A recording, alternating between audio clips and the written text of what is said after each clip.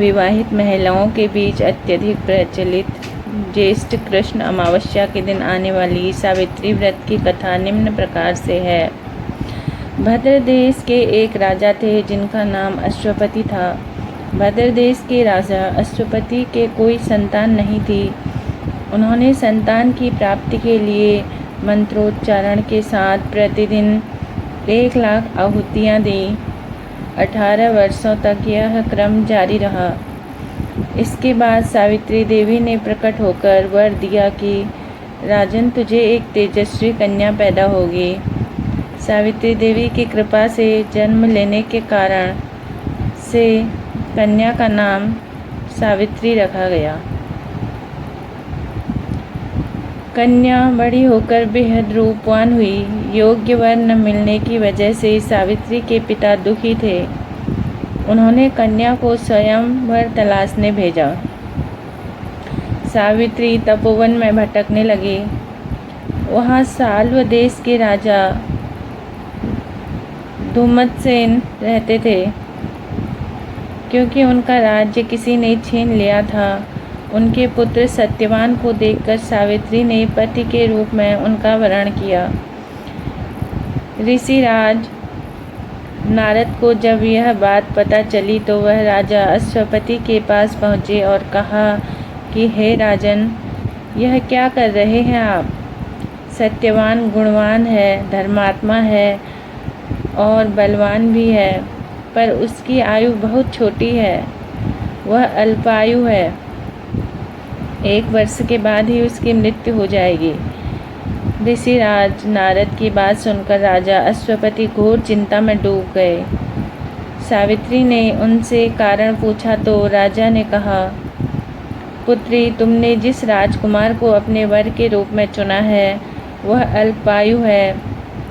तुम्हें किसी और को अपना जीवन साथी बनाना चाहिए। इस पर सावित्री ने कहा कि पिताजी, आर्य कन्याएं अपने पति का एक बार ही वरण करती हैं। राजा एक बार ही आज्ञा देता है और पंडित एक बार ही प्रतिज्ञा करते हैं और कन्यादान भी एक बार किया जाता है। सावित्री हठ करने लगी और बोली, मैं सत्यवान से ही विवाह करूंगी। राजा अश्वपति ने सावित्री का विवाह सत्यवान से कर दिया। सावित्री अपने ससुराल पहुंचते ही सास ससुर की सेवा करने लगी। समय बीतता चला गया। नारद मुनि ने सावित्री को पहले ही सत्यवान की मृत्यु के दिन के बारे में बता दिया था। वह दिन जैसे जैसे करीब आने लगा, सावित्री अधीर होने लगी। उन्होंने 3 दिन पहले से ही उपवास शुरू कर दिया। नारद मुनि द्वारा कथित निश्चित तिथि पर पितरों का पूजन किया। हर दिन की तरह सत्यवान उस दिन भी लकड़ी काटने जंगल चले गए। साथ में सावित्री भी गई। जंगल में पहुंचकर सत्यवान लकड़ी काटने के लिए एक पेड़ पर चढ़ गए। तभी उसके सिर पर तेज दर्द होने लगा। दर्द से व्याकुल सत्यवान पेड़ से नीचे उतर गए।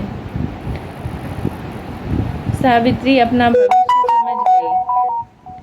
सत्यवान के सिर को गोद में रखकर सावित्री सत्यवान का सिर सहलाने लगी। तभी वहाँ यमराज आते दिखे। यमराज अपने साथ सत्यवान को ले जाने लगे। सावित्री भी उनके पीछे पीछे चल पड़ी।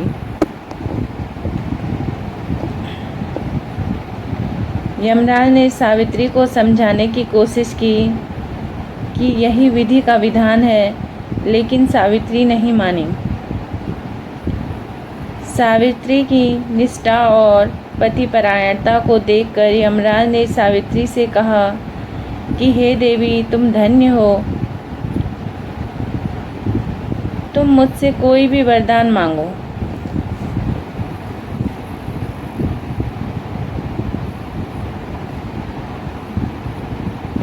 सावित्री ने वरदान मांगा। पहला वरदान। सावित्री ने कहा कि मेरे सास ससुर वनवासी और अंधे हैं, उन्हें आप दिव्य ज्योति प्रदान करें।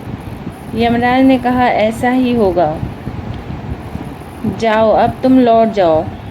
लेकिन सावित्री अपने पति सत्यवान के पीछे पीछे चलती रहीं। यमराज ने कहा, देवी तुम वापस जाओ। सावित्री ने कहा, भगवान मुझे अपने पतिदेव के पीछे पीछे चलने में कोई परेशानी नहीं है। पति के पीछे चलना मेरा कर्तव्य है। यह सुनकर उन्होंने फिर से उसे एक और वर मांगने के लिए कहा। सावित्री ने दूसरा वर मांगा। सावित्री बोली, हमारे ससुर का राज्य छिन गया है, उसे पुनः वापस दिला दें। यमराज ने सावित्री को यह वरदान भी दे दिया और कहा, अब तुम लौट जाओ। लेकिन सावित्री पीछे पीछे चलती रही। यमराज ने सावित्री को तीसरा वरदान मांगने को कहा, तो सावित्री ने तीसरा वर मांगा। इस पर सावित्री ने 100 संतानों और सौभाग्य का वरदान मांगा। यमराज ने इसका वरदान भी सावित्री को दे दिया। सावित्री ने यमराज से कहा कि प्रभु, मैं एक पतिव्रता पत्नी हूँ और आपने मुझे पुत्रवती होने का आशीर्वाद दिया है। यह सुनकर यमराज को सत्यवान के प्राण छोड़ने पड़े। यमराज अंतर्ध्यान हो गए और सावित्री उसी वट वृक्ष के पास आ गई जहाँ उसके पति का अमृत शरीर पड़ा था। सत्यवान जीवित हो गया और दोनों खुशी खुशी अपने राज्य की ओर चल पड़े। दोनों जब घर पहुँचे तो देखा कि माता पिता की दिव्य ज्योति प्राप्त हो गई है। इस प्रकार सावित्री सत्यवान चिरकाल तक राज्य सुख भोगते रहे। अतः पतिव्रता सावित्री के अनुरूप ही प्रथम अपने सास ससुर का उचित पूजन करने के साथ ही अन्य विधियों को प्रारंभ करें। वट सावित्री व्रत करने और इस कथा को सुनने से उपवासक के वैवाहिक जीवन या जीवन साथी की आयु पर किसी प्रकार का कोई संकट आया भी हो तो वो टल जाता है।